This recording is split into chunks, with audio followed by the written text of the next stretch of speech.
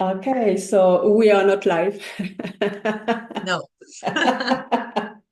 And I'm really sorry about that. I just started the interview like that. I'm sorry about that. We had a technical technical problem, and I couldn't find the way to go live on LinkedIn. But we decided to record our discussion and to give the chance for people to ask the question below. Every time, if you have any questions, so just ask them, and maybe we will do another live on Instagram or someone else. But we are here today, and I have a list of questions because so many people decided to also ask me questions already beforehand. Before I go and ask the questions, can you introduce yourself? Can you tell us what is your identity? How do you define yourself? What is my identity? Wow, I don't think everybody's ever asked me what my identity is. Um, what is the answer to identity? Is it any way that you categorize yourself, or is there a formal way It's a to good. respond to this? Why I asked this question is because someone asked me this question 2 weeks ago in a coaching seminar, and we had to identify who we are. And the question is, how do we identify ourselves? Is that with our job? Is that with our personality? Is that with our cultures? I'm not lying, I'm So literally looking it up on my other screen right now, which is like, how do you identify, definite, establish or indicate who or what someone or something is, associate someone or something closely with, regard as having strong links with. Okay, all right, I got it. How do I identify myself? I identify myself probably in a lot of different ways. I can First, imagine. I absolutely identify as a woman. I identify as a mother. I identify as a partner, as a sister, as a daughter. I identify as a football player or an ex-football player because I'm definitely not one anymore. I identify as an entrepreneur and a business owner. I identify as, I feel like this is a game. I identify as an athlete. Mhm. And you are still an athlete? Yes. Mhm. I go to the gym 5 days a week and Okay. still do. Well, okay, yes and no, because even today at the gym, doing an exercise that I used to be able to do very easily was much harder for me. But I think I still identify as an athlete because I think it's not just the physical aspects of being Mm. an athlete. There's a lot of mental things that I learned and I grew up and that have become a part of who I am. So I would say I still identify as an athlete. I'm still very competitive. I still work hard. My soft skills and hard skills definitely come from being an athlete. So yes, I definitely identify still as an athlete. Um, what else? I identify as a friend. There's a lot of things, I think. I mean, I could keep going, so I'm not maybe going to go so much further, but I would say I identify as quite a few things. Yeah, I find it interesting because I was an engineer. So in my past life, I was an engineer. Now I am a coach. And the question always is, are you still an engineer or not? And it's like, no, I'm not anymore. But the way of sometimes my thinking way is kind how engineers sometimes work Yeah, through things. So exactly. So that's why I yeah. say no, I absolutely identify as an athlete. I don't identify as a professional soccer player anymore. I am no Anymore. longer a professional soccer player. So that I would say I don't identify as with anymore. I say I identify as an ex-professional soccer player and what that looks like in the transition. But definitely still an athlete. Okay. So definitely an Yeah. athlete at heart. Tomorrow I go play tennis and I'm competing and yeah, no, I'm definitely an athlete. Okay. Okay, great. So, you are a mom, you are an athlete, you are a sister, a CEO or an entrepreneur. I think you always have been more or less an entrepreneur as well, because your story tells that you always started something beside Yeah, probably. football or soccer. Another But I question think that that, also identifies as being a daughter because my father was an entrepreneur, my sister's an entrepreneur, ah, and so it also runs in our family and that also I like it's a weird mix of being a daughter and a sister and the entrepreneur because I learned from my sister and we chat about and so mixes all together. and you never wanted to do a business together? We have done businesses together. Okay. We've done businesses together that didn't work, that weren't successful, or that we just decided to stop. And then ironically, her company now, I am not like on paper a part of, but she has roped me into helping her do things or going to conferences and being behind the table with her at conferences. And it's really funny because the name of the company is Criscione Brothers, which is our last name because it was originally started by my father alone, not with his brothers, but anyways. And so as two sisters, it's sort of funny though that we still use this name as brothers. Yeah. Interesting. Okay, Mm. I had another question, and this question was really related to football, like soccer, and it was how do you handle referees' wrong decisions? Is a very complicated question because it depends on how like bad the bad decision is. The throw in the wrong direction or a penalty kick that changes the game. Because I'm the goalkeeper and I have a big mouth. So I'm just like yelling at the ref the whole game. Within reason and respectfully, but just like, come on, ref, like making sure he knows that we don't agree with or she, everything they do. Um, I think that when it has a substantial change on the game, you're probably going to go talk to them. But the funny thing to me is, I've never seen a ref undo the decision. So I've also always questioned in my mind, like, what is the point of yelling at them? The most you can do is take the decision kind of to the higher ups of the league and see if the game can be replayed, if the decision of the match makes that big of a difference. But I've literally never seen a ref call a penalty kick and then the whole team scream at the ref and the ref call the penalty back. Yes. Difference with VAR and like them rewatching it, but I've Mm-hmm. never seen somebody verbally convince a ref to change their outcome. So there's also a part of me that thinks going too far into it is a little stupid. Um, and that's that. There is a frustration, obviously. And then when you're in the heat of the moment and you get angry with the referee, you probably say things, and then you step back and realize the referee is one person. There's 11 other players on the field. There's 1,000 things happening all at the same time.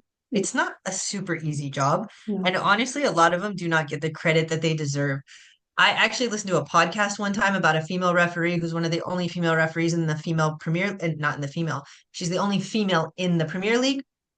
This was a couple of years ago, so that stat might have changed now. I'm not really sure. But even just listening to her training and the training like physically, they have to be able to run the Cooper test. I mean, they're in the Yes. game running the entire, you have to be physically fit, step one, as fit as the players to a certain degree.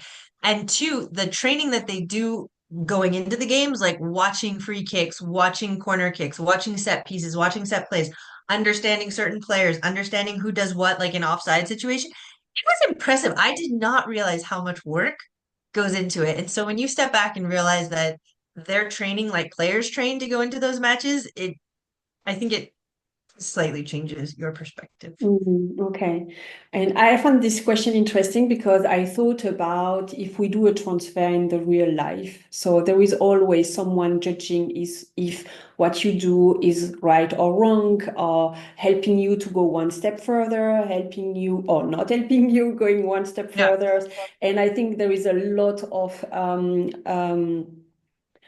of parallel with what is your mission, so or what you work for or where you would like to help. So my question would be, so what happened on the field, we say that, yes, on the how that you can transfer that to real life, or what kind of lesson did you take from playing soccer and playing the real life?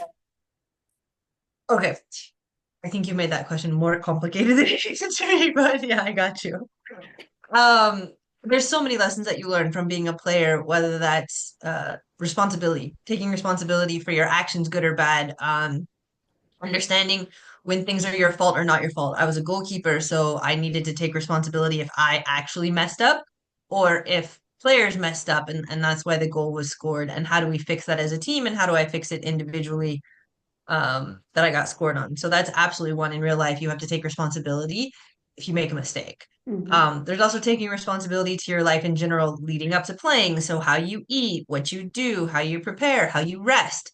This is a big one that we get to do a lot in sports and you really take seriously resting, a day off of rest, like feet up, no running, no training, or a pool or yoga or something very as an entrepreneur and I'm not a young mother. Well, this is a funny one too. Young mom. My baby's young, so I'm a new mom, but I am not young, so I don't know how that works. Days off are very complicated. I don't get a day off as an Yes. entrepreneur. And I've had this conversation with a friend, and sorry we're going into this tangent, but she is actually dating somebody who really takes days off. And she's like, I honestly might just stay with him because I have to sit on the couch and watch the football or watch a movie. And if I wasn't with him, I would be doing something. I would be working on my business. I would be doing this. And she goes, I think I'm being more successful in the because I'm taking my day off. And as entrepreneurs, and that we don't take those days off. And as an athlete, you know you have to take days off. You physically cannot keep your body, but we don't do that with our brains, which is quite funny Mm.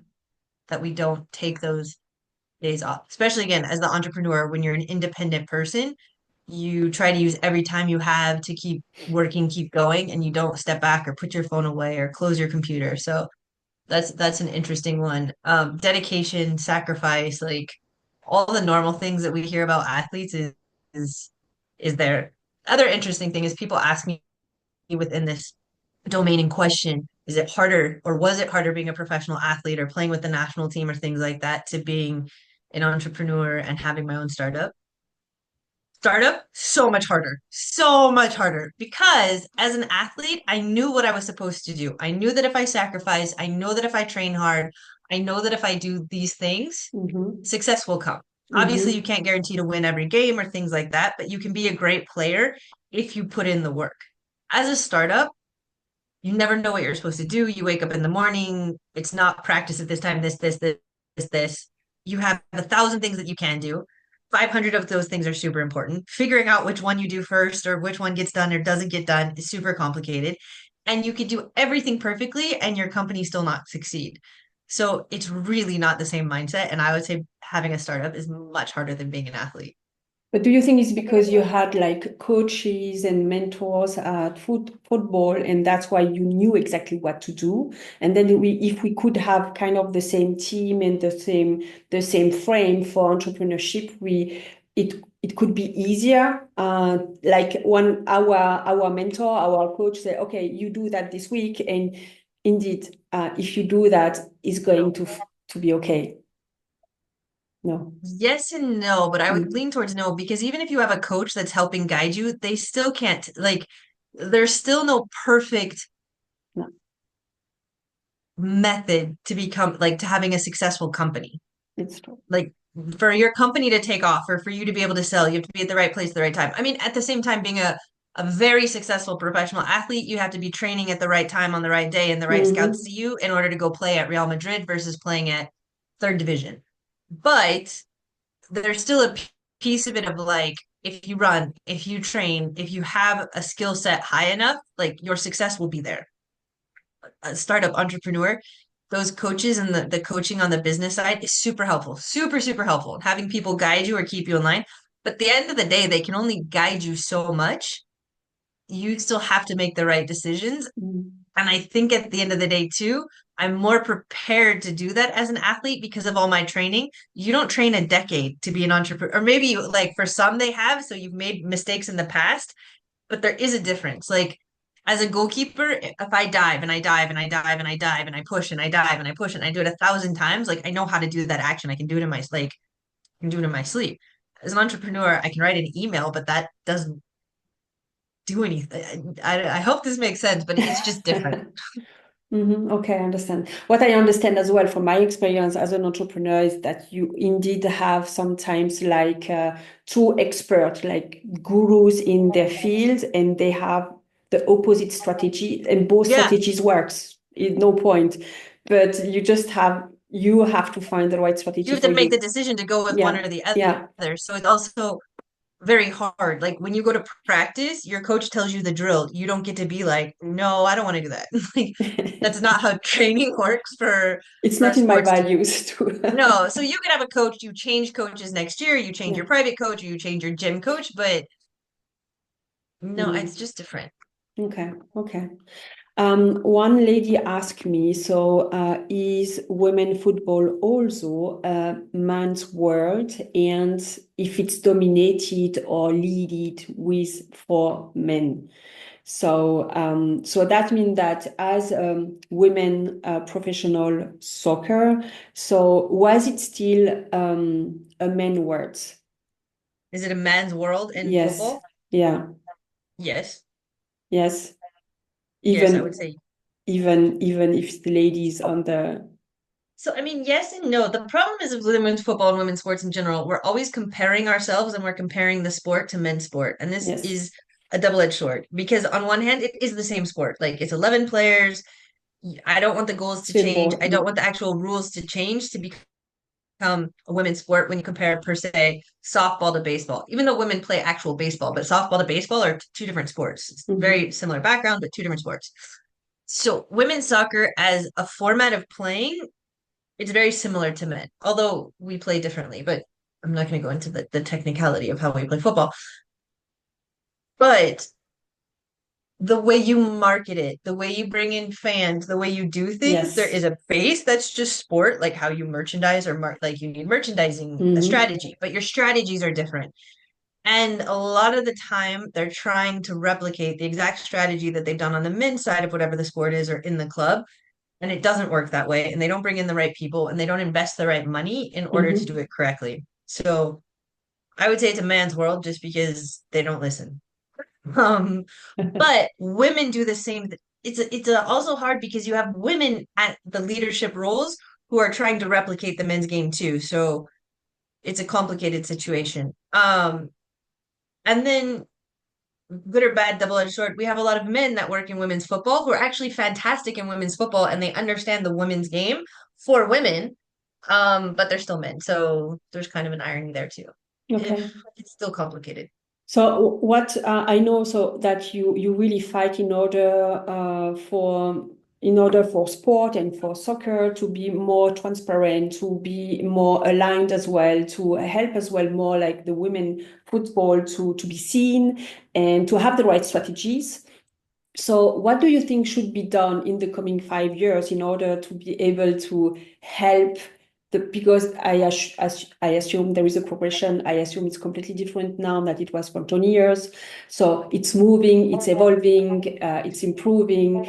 But what are the main priorities you see that could help the progression to be even to go further faster? Strategy. I think they actually have to have a Strategy. women's strategy that aligns with the overall club strategy or the overall organization strategy. But I think you need to bring in consultants or have the right people internally that understand the women's sport, that probably have an experience being in the locker room, whether that's as a player or coach or some sort of experience to understand what actually happens, and then build the correct strategy for your organization and for the women's sport. It can't just be a tack on of whatever you built for your men to do it for your women. And to be fair, I don't think they always build the best men's strategies either. Mhm. But you really have to have a very specific strategy and understand where you're trying to go and how you're trying to get there, and then have budget for this. And budget cannot just be in player salaries. You have to have the right personnel internally building the club to bring in the sponsorship, to bring in to make the social media post, to have the assets. The whole ecosystem has to be done better, and this is a strategy that goes into it that I just don't think we're doing enough of. Okay, and do you know why? Why is not happening enough? No buy-in from the club to care enough, not actually investing in the women's sport or knowing where to put the money. They just put money in players, but if you don't have the right coaching staff, if you don't have the right medical staff, if you don't have the right staff behind them, it's a Yeah. waste of like if you buy a Ferrari and then you put crappy oil and crappy gas in it and you don't take care of it and you don't put it in the garage, you leave it on the street, it's not going to be a beautiful Ferrari Mhm. tomorrow. And Um, it's something that I have seen in some of your interviews that you say that the money they don't really put the money, and even in your past stories, so you had like adventure where they didn't really pay the rental for the house where you were and so on. So why do you, I mean that is not okay. It's not okay to have people and to not really treat them well in order for them to win as well, but really like to think, okay, I don't know. So why is it so? Why is it so that for like the story that you shared in one of your interview that you had to put hot water in your bath because you didn't have hot water in the house? Why do you think that happened? It's because, yeah, okay, because it doesn't bring money, because well, okay, that was a very particular situation and over yes. 15 years ago, so I totally like absolutely, but we have questions if some people might have been taking money. Like, I Okay. don't really know what was going on there. Not so Okay. much transparency. But when it comes to the women's game, people focus, in my opinion, on salary too much. And Yeah. they have this budget, whatever your budget is. And I don't always, okay, you can say, yes, the club could give you bigger budget, but that's not always realistic in a business. My issue is, where are you putting that money? Do you have somebody dedicated to the women's team to bring in sponsorship? Are they working to bring in sponsorship for the women's team? Because again, if you're just taking somebody who works for the men's team, not necessarily a man, it could be a woman, so somebody who works for your men's team and then allotting them and saying you have to give 10% of your time to the women's football team to bring in sponsorship, one, it's very hard for any person to divide their time like that. And two, if you have commission or depending on how your job is, where are you going to put your time? Clearly, bringing in men sponsors just financially for you, for your family, makes you more money. It doesn't make sense. Now, No. the club hiring somebody who's dedicated to the women's team, who knows who the players are, who knows what the brand is, who knows what the alignment is, can sell and do a much better job.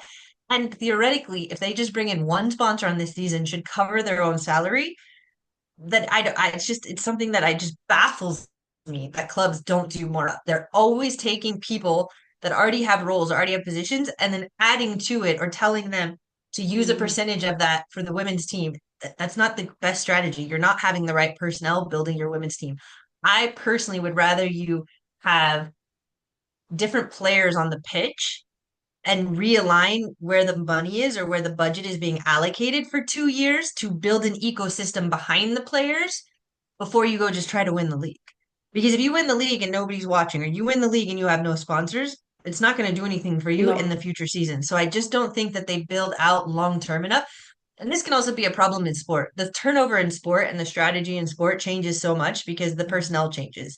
Coaches get fired, so your footballing, your technical changes very quickly.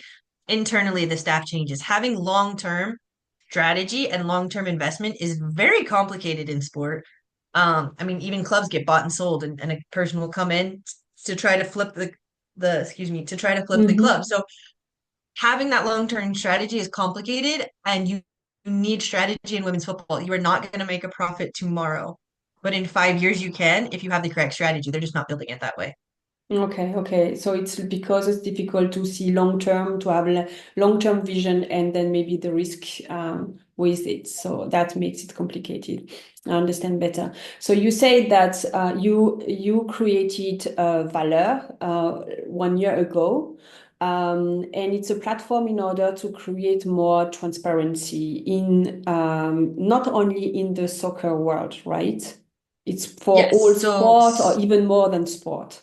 so we created Valeur 18 months ago, and Valeur Sport is a platform to help make the sports industry more salary transparent. So that means understanding how much people should be paid at certain roles with certain titles across all sports. So Hmm. yeah, not just football or soccer, but across all sports within the major markets of the United States, Europe, and the United Kingdom. Okay. And the other goal and objective is to close the gender pay gap in sport, in all of sport, for women working in sport. So the offices, not the athletes. Again, from all the things you just heard me say, the ecosystem for the female athletes is a completely different beast than women working in sport. If you have a man and woman working in the marketing department of a club who have a very similar education background, who have a very similar tenure in the sport, but the man makes substantially more, that's not okay. And that is what we're working to try to change. But there's systematic issues for women and how they've entered the workforce and come into the sports world, why that's there. And those are what we're trying to tackle. Do you have the impression that it's more present in the sport environment than somewhere else, like in the finance, or do you have the No, not impression necessarily. not No, necessarily? not necessarily. There's some industries that are substantially more. I think sport is one of those industries, but I don't think sport is an outlier that is the worst. One of the biggest problems with sport, though, is that there's no transparency, so it's even hard to compare what the men and women are doing. Even for men, it's a very complicated situation. You don't know what the going rate should be in a lot of organizations, and the clubs and teams across sports, across countries take advantage that Mm. people want to be working there because they want to be associated with the club, because they're fans, because they love the environment. There's a lot of reasons. And so they pay very low for most roles, which for me is okay. If you pay low and you own up to it and that's just your model and you know that people will want to work there, then I have no problem as long as you pay everybody with Low. every background Yes. the same low Yeah. and you admit it and you just Mm. you say this is how we do it, this is what we're doing and you stand up to it. Pretending that you don't is my problem and paying people differently is my problem. Okay. So that means that you have seen that happening everywhere because you come from the US, you have been in Europe in different countries in Europe, and you have seen that happen in all parts of the globe, or at least in Europe and the US. There Yeah. is not one country or better than the others, or No, and it's across sport. It's soccer, it's baseball, it's basketball, it's football. Most of the entry level and managerial until you get to the C-suite, a lot of the salaries are bare minimum for what that rank should be because they know Mhm. that people want to work at the club and your hours are a lot. Yeah, so it's the way you use the passion in order to get you there, and then, but as you said, so if it would be only that, it would be okay if it would be transparent and fair for everyone. So it's like a model. If people like to do it, Yeah, okay. if you're passionate about that, I mean, you learn a lot though. You get thrown into the deep end. Lots of things happen. You have to be very agile. When you work in sport and then you go to a different field, you're very prepared for a lot of things that can happen to you and you're in a good position. So again, I'm not judging the sports for how Yeah. they pay, just do it equally across the board. Okay. So what it is all about, Valeur Sport. So what do you do? How can people use it? What kind of information do you have already there? And what kind of services or yeah, information they can get from maybe in the future as well. So this year, the coming year. Yeah, so you can already go to valoursport.com. So that's VALEUR sport, SPORT.com. And you can sign up to our newsletter. You can start to put your information in. We're building out our dashboard currently, and that should actually be up in a month. The dashboard should fully be up. So you can go in then once the dashboard's up. So if you go sign up now, then you'll get a notification when the dashboard is there. You'll go to the dashboard. Men and women will put in their information. We'll ask you questions about your salary, about your identity, about you personally, your country, and different things. Then you will get a page where you can see a dashboard and you can compare yourself, men versus women, culturally, cost of living, a bunch of different stuff we have in there. This is version 1.0, so Mhm. it's a smaller version. It'll get better and better as we go, but it's still pretty cool what you'll be able to do very early doors. This is totally free. Men, women working in the sports industry, you come and you start to look at where you are. The newer and please come, but at the beginning, there's less salaries, so the aggregation is more complicated, but we do have some back end data that we're putting in there to help. But the more people we can get, then the better the salary comparisons will be. Yes. Um, that is it for men currently. I'm playing with an idea, but what we can do for women and what the objective is that it's great that you have this salary data. I hope it gives you a lot of confidence and allows you then to say, oh, I'm not making enough or I'm underpaid. Now I can go talk to my boss because I'm seeing it. It's in black and white. Or maybe you are being paid great and now you're just Exactly. go to work happier every day. I don't think everything is doom and gloom, and I don't think all Yeah. women are being treated poorly, and this can, make you more comfortable. But what we've decided to do and we think is super helpful is to create a community for women to come to working in the sports industry so that they can talk to each other, they can use each other's experiences, but also that we can learn. So through a bunch of market research, we realized that women need a little bit more support, a little bit more help, a little bit more guidance on certain topics. And we just want a hype team. We love to help each other and our friends and tell each other how great, and we don't do a really good job for ourselves. So how can we be our own hype team? And to do that, we've created what we call expert exchanges. Expert exchanges is a monthly webinar series where we bring in an expert, again through market research, on the topics that we've looked at that women want a bit more help. So, what is the gender pay gap? What are the systematic issues in it? What's gender equity and transparency? And what are the new laws and legislation that actually give you the right to go fight for it or to do something? I think we're all a little in the dark about what the rules actually are. Yes. So, for Yeah. example, in the States, I'm not sure what it is in Germany, but in a lot of states in the United States, your company cannot fire you or tell you that you cannot ask your colleagues or talk about your salary. It's actually illegal. Um, telling everybody just to go to the water cooler and like start, shouting it out. But you technically cannot get in trouble for that. And the fact that organizations make you think you can, Yeah. not cool and Well, not okay. I had exactly the same problem in Germany a few years ago as I was engineer, because we had this kind of conversation, and one colleague of mine knew that I was better paid than she was, and a colleague of us was better paid as she was. And she got this information like it's not okay to ask for salary, you can get in trouble. It's not true. So Yeah. you can discuss about that if you want. So it's not a Good. problem. Yeah. But then too, it's not just saying, okay, my salary, you're being paid more. Maybe you're better at your job. Like she also needs to know the stats. Like I should be paid more because I bring this much money to the company. I should be paid more because like it can't just be, Christelle deserves more money than Arianna because no, Arianna, I have to prove why I Yeah. deserve to be paid the same as Christelle. Um, so that's what we're trying to do. And then we also just we're talking about different topics too, negotiation skills. Men aren't necessarily born negotiators. And there's certain very quick things you can do, or as I mentioned too, like learning the data behind what you're doing. And so next month is actually about negotiation skills, and it's one of my favorite talks, and it's amazing. Then we also do networking. So we use the Yeah. data to put women in the correct room on that topic. We also have a jobs board, but the jobs board is not scraped from the internet. It's curated. The organizations have to come to us and fill it in the way we realize women want to see job descriptions. And then we have a certification model. So this is our B2B program. And we certify companies on how they attain, retain, and work with their female workforce. And not just their female workforce, but how do they encourage the men in the organization to work with the female workforce? How do they help the men in the organization paternity leave? How do they encourage and make it a part of the culture that paternity thing is a good thing? It's good for dads to connect with a baby. It's really good for the women connected to those men to go back to work and not be out of the workforce for so long. And different topics and different families choose to do it their own way, but we really need to talk about this more and help women in the workforce. So that's really what we're doing. Again, I told you the dashboard is not fully up yet, but it should be. But we decided to build out this community already. Mhm. And so we've started our expert exchanges. They started last month.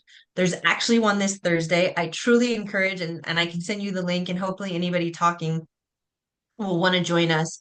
It's a very cool community of women already. We had a ton of women join last time and they loved it. You can ask them yourselves. And we just They can decided comment below. yeah, we decided to put the expert exchanges and the networking together because the dashboard's not up. So we can't give you that very personalized networking experience because of your data. But we do put you in a small room and there is a facilitator in there. So there's a woman moderating the conversation and just making sure it stays on topic. Nobody talks too much and that everybody gets to Mm. participate. So it's a very cool experience. We've had great feedback so far, and we have another one coming up in 2 days, 3 days, depending on how you calculate days. This Thursday, you can sign up anytime because if you sign up now, you get a video recording of the last one.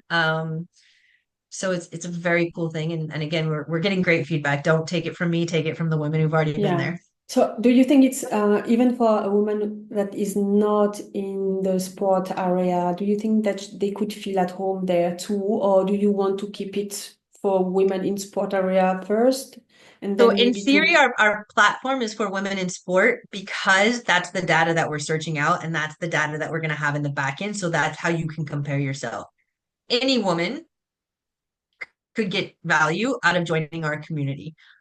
I'm just not going to find the data for their specific position, but just building a community of women working and what it looks like and what it feels like, I'm sure any woman could get value out of. definitely, and what I have seen from your work and from my work, so I help international women to shift career or to get the position they would love to have. And my statistic, my research, and so on, it's all about they would like to have more visibility. They would like to know how to be more seen in their area, like a little bit more of personal branding, a little bit more of negotiation skills, a little bit more of networking, because it's difficult to network when you are a woman because of your private life, because sometimes you are alone in the room with only men, and it's Yep. not necessarily easy, or it doesn't make that easier. Yep. And all So your points so correlate with what I have seen as well. I am not in the sport area. However, I see exactly the same comparison or the same needs. Yeah, exactly. So I think too, ironically, and this is not something I mentioned, but now that you say it like this, you asked me what I learned as an athlete or as a sport. As a goalkeeper, you have to talk. I mean, you don't have to, but it makes you a better goalkeeper. And having a presence on the pitch, like whether or not somebody Mm, shoots and you save something, you have to make it that the other team knows who you are. Your team knows who you are. Your team is super confident because you're behind them and they know you're there. And so, definitely as an athlete and a goalkeeper, I learned to talk to my team. I learned to present myself in a certain way on the pitch. You knew who I was. My voice was loud and very demanding at times, but very confident and concise and direct in the organization that I gave and the direction that I gave and things like that. And I would say that I've taken that also into the business world. When I step into a room, whether that's a conference being on yeah. stage, even a conference being in the audience, I always have a question prepared. I always raise my hand. I'm never afraid to look stupid. It happens, but the percentage that I look stupid versus the percentage that I look good or I do something positive outweighs. And I've done and said some really dumb stuff. But on the other hand, people also remember me because I've done and said some really dumb stuff. So they remember Okay. that I'm in the room and they remember who I am. So that means it's not Um, about perfection. It's not about no. being like very good at everything you do, but it's No. about being authentic and then being there, present. And being there. So I think authentic is really good, but some people aren't comfortable being loud or making themselves present, and that's not authentic to them. But if You're people don't right. know you're there, no matter how great you are or what a good idea you have or what happens, it's never going to enter the world because people don't know. And so there's a lot of people that I don't necessarily like, I don't necessarily agree with, but you know them. They're very famous in their industry. They're very famous, and I don't Yeah, always what you agree say. with like whether it's their politics, whether it's their demeanor, whether it's their actions. A really great one, very controversial. The Kardashians, right? We all Oh, know who the Kardashians are. Yeah, I bet you didn't think I was going to go in that direction, but you like them or you hate them, you know them. The thing Most is countries, that so I really like I really don't look TV or whatsoever, but still, you're right. I know them. I've never seen their show either. And I know who they Yeah, are. but I I know it's a know their name. mom. Yes, yeah, I know their sisters. yeah, Like I know them.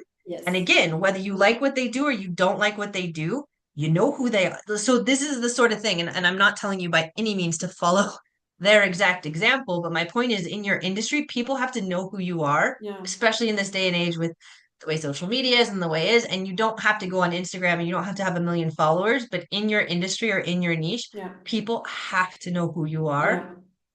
Yeah, to I think the most important is really to find your voice and to be able to shoot out like the way you want, but to be present, to be seen and to be heard. And then you find your ways. Like I am more like an introvert, I'm very calm and so on. So it would be difficult for me to do what you have done. Like I can imagine like being on the soccer field and then shooting out everywhere. It's not necessarily something that I would do, but I would have like my other strategies eventually to be still Yeah, but you could present. do it I on think, LinkedIn. You could be writing articles. You could have yeah, the photo. definitely. I mean, you did the post with me and you're going like this. Like Yeah, maybe not everybody's even comfortable doing that post. It doesn't have to be like physically screaming to make noise. You just have to be seen. And so blogs, posting, reposting, and making comments. yeah, I agree. There's a I lot agree. of ways to do it. Yeah, and it's more difficult for women because it has been seen or statistics showed that women are more criticized when they are loud. They are more interrupt when they speak in meetings. They are like 3 times more interrupt than other men in the room. So there is like this kind of um, attack that somehow gets and it's not really seen but it's very present, so that's why Yeah. it's more difficult and for so many reasons it's systemic, but it's nice to have a room where we can discuss that, when we can learn to be different, and so that's why I found really interesting what you decided to Yeah. put together. And I like as well your way of saying that is like it's not against men at all. It's really No, like helping definitely to not. go in more And balanced way. to be totally fair, my husband is one of our biggest investors because at the moment I don't make any money. So my husband is the one helping me invest and my biggest fan. And if I was going against men, it would really suck for him too. Um, But no, absolutely not. Like it's a space. At the moment, that's why I said too, it's a closed space for women. So you don't have to work in the sports industry. That's just the focus for us. Yeah. But I think any woman could get value and I'm happy for women to join. I just want to be very clear with where we're talking. But our experts are not all in the sports industry by any means Okay. who are coming and having these talks. Mm-hmm. But I want those rooms to be only women because there's a lot of women who get uncomfortable even if there's just one man in the room for Yes. whatever reason or however society has trained us. That's another thing that in my personal growth and growing up, I went to all girls schools.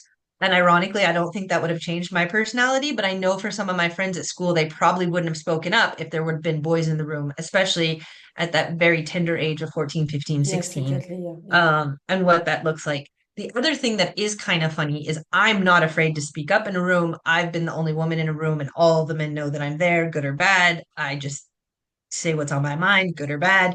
And my co-founder is the same way. But for us, it was okay, but we've got great friends who are extremely smart, who are extremely talented, and who aren't in those rooms because they're not comfortable putting themselves Mm-hmm. out there. Mm-hmm. How do we get them in there? And that's where we came up with Velour. So our whole community is trying to help women who aren't as comfortable or the Mm-hmm. women who are super comfortable that want to learn more. Like every time an expert comes, I learn something from them. I Yes. am not a perfect negotiator. I even get uncomfortable negotiating for myself. So I am loud, I am Ah. proud, I'm a whole bunch of Mm-hmm. things. Negotiating salary makes me super uncomfortable. And negotiating, it's like I come from a sales world, so selling for someone else, Yeah, it's super easy. easy. Selling for yourself, Yeah. difficult. The one thing is a recommendation too, just throwing this out there, is to create a company of yourself in your mind. And so you're selling that company Yeah. and like realize all this stuff. So I even have a good friend who she does a lot of my PR, my personal PR, because I do a bunch of stuff. And she's great at selling me and she's terrible about selling herself, but she Yeah. like yells at me when I undersell myself. And I'm like, you're doing the same thing. And she's like, yeah, but you know, it's like it takes me 5 minutes to call somebody to connect that person. So why am I charging them full price? And I was like, because you've been doing it for 20 years. So you can do it in 5 minutes because of all the work you've Yeah, done because of behind her you. strength. Yes. And we forget all of the work that something that's super simple today is because of what we've done in the past and all the classes and courses and reading and time.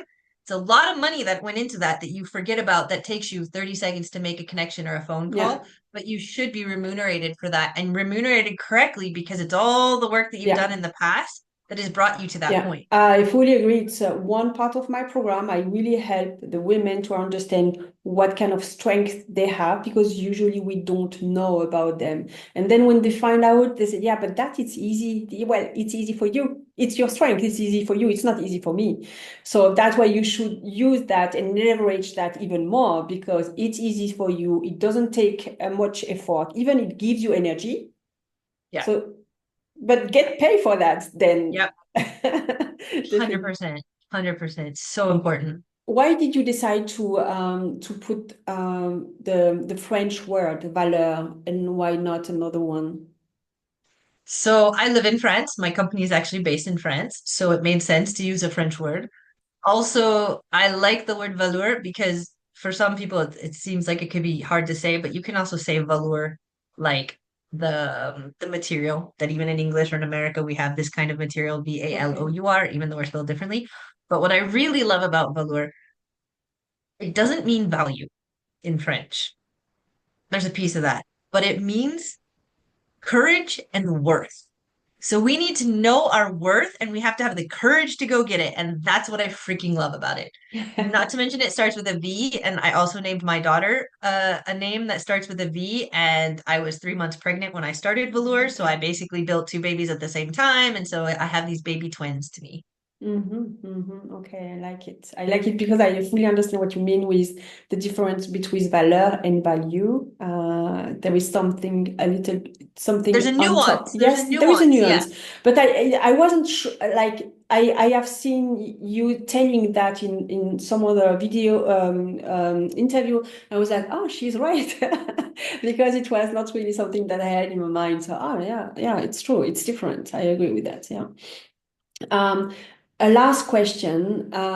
Someone asked me if you remember the day you wanted to be professional soccer player, or if there is like one day, or if there was like one specific trigger, or it was more like a journey that just brought you there. No, no, no, no, no. For as long as I can remember, like I started playing soccer when I was 8 years old.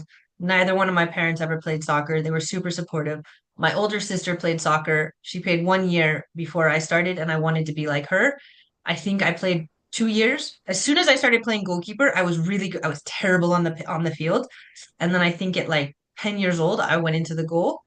And by 11, I was playing on the youth national team, like had a lot of accolades already. I was really good at it, and I wasn't really good. I just had no fear. Basically, just my Mm, personality of not being completely fearless, getting hit with the ball, diving, even if it was ugly. Just this was something that set me apart from the other little girls at that time and made coaches want to work with me because they're like, oh, we can work with this. We can't teach her no fear personality, but we can teach her the technique. We can show her how to do that. And as soon as I was good, as soon as I made select teams, I wanted to be pro. And from a okay. young age, I said I was going to be a professional soccer player, which was funny because it didn't exist when I was a little girl. I had That nobody to look up yes, to.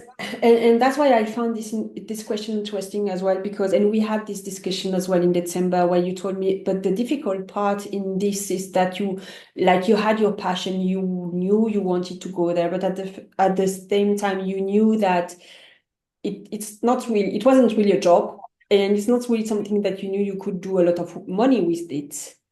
No, so it was weird though because at that age, no. Or maybe I just didn't realize, like I didn't know. Maybe I did think it existed and I just didn't know because I didn't watch sports on TV though. I didn't watch men or women, so I didn't know. But by the time I was 14, the Women's World Cup was in the United States. The 1999 World Cup was in the United States. So I did see those women. I did see the women on the national team.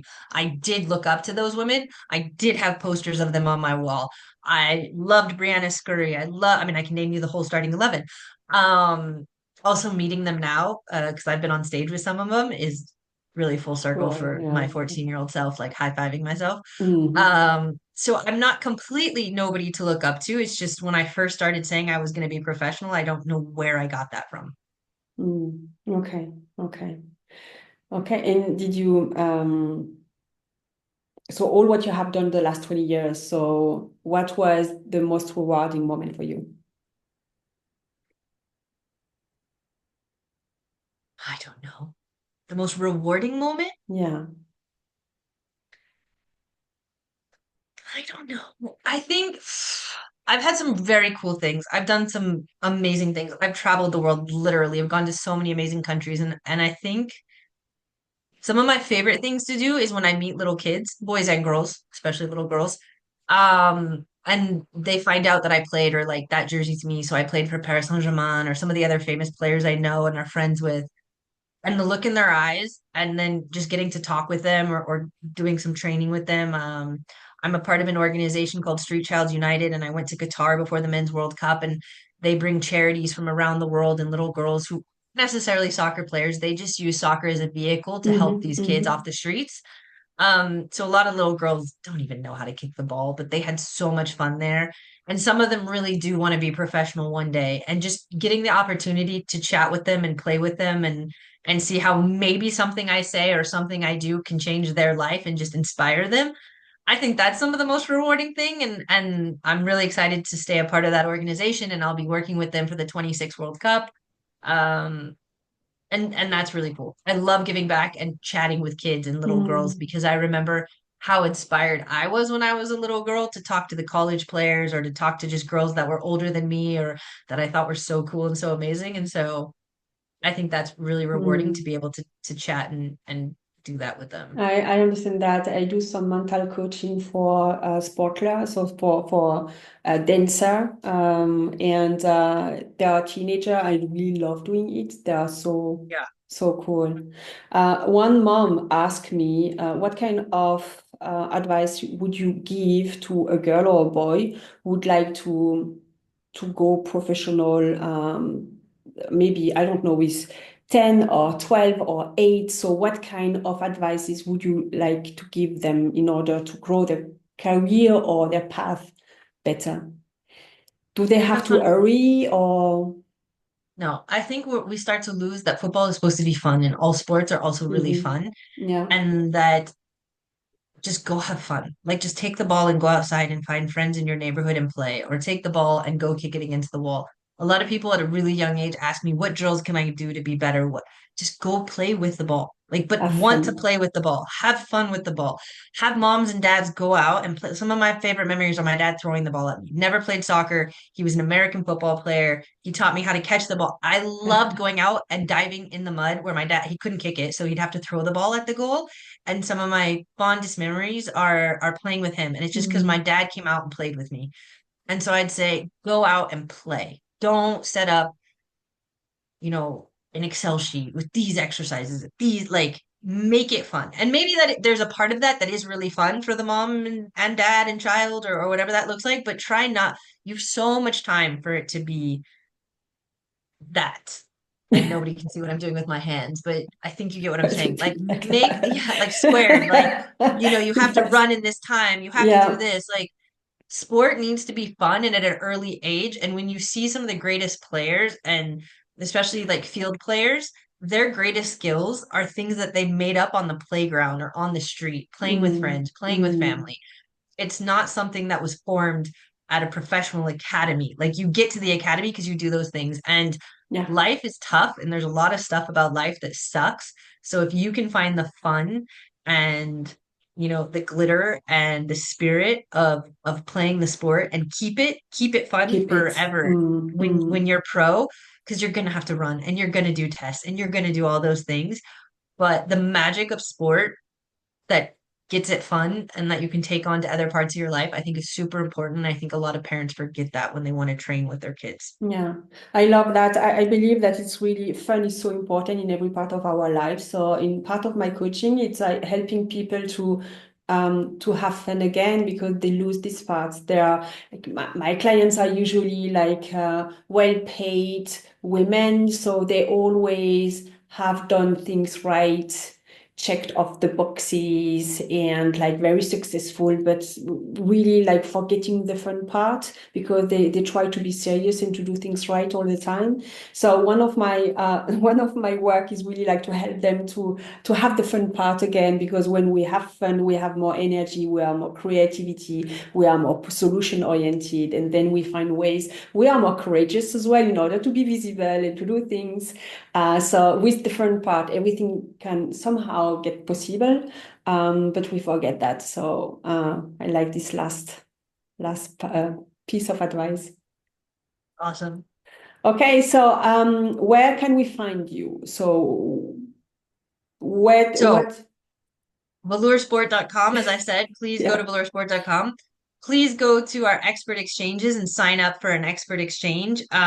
When you buy a ticket, the ticket price is for the whole year. It's not one. It's very confusing, but it's not one. So it's 84 euros. But again, that's the whole year. It's not an obscene amount of money when you calculate it for the whole year. If you're a man listening to this, go buy a ticket and give it to a woman you know.